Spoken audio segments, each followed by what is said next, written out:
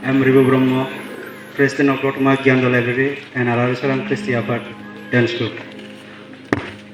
Happy Independence Day to all of you.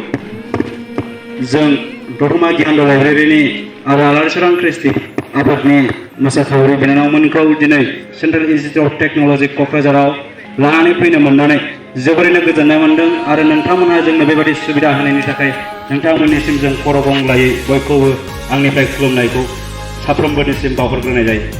दिनै जोंनि भारत हादरा उदांस्रि मोननाया 75 बारनानै दिनै 76 खौ जों फालिनो मोनदों।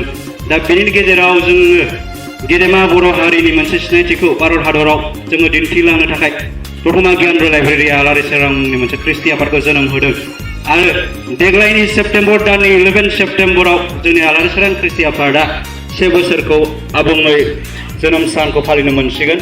दा जोंबो जोंनि भारत हादराव जोंनि हारि जोंनि राव थुनलाइ कालचार गासैखौबो लाखिनो गोसो जों बेखायनो गासैखौबो जोंनि गामिनि सेंग्रा सिख्लाफोरखौ बयखौबो फोजाखांदों जांख्रिखांहोदों। दिनै बर' गामि गामि जोङो सेरजा सिफुं जथानि रिंखांनायखौ जोङो लाबोफिननो सानदों। मानोना भारत हादरानो जोंनो बे मोनसे उदांस्रिखौ होदों।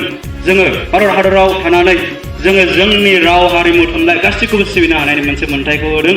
बेखायनो जोङो जोंनि भारत हादराव थानानै जों बेखौ सिबिलांनो गोसो आरो बयनिबोसिम जोङो बेखौ मोनसे जोंबो गेदेमा हारि जोंबो मोनसे रायजो खुंनो हानाय हारि होननानै जों बयनिबो गेजेराव मोनसे सिनायथिखौ होनो आरो बे सिनायथिखौ नोंथांमोना दिनै नोंसिनि सेन्ट्रेल इन्स्टिटिउट अफ टेक्न'लजि क'क्राझाराव जोंखौ दान्दिसे दिन्थिहोनायनि थाखाय आङो फिन खेबसेबाव खर' गंग्लायै नोंथांमोन बयखौबो खुलुमनानै आंनि सुंद' बिबुंथिखौ एसेबां फोजोबनाय जायो। गोजोन्थों।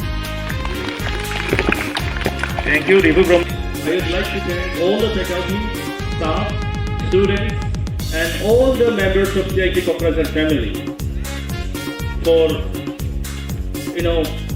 participating in this program and making the program a great success.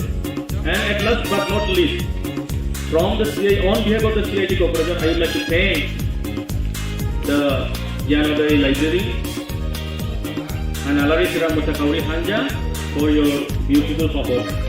Thank you very much.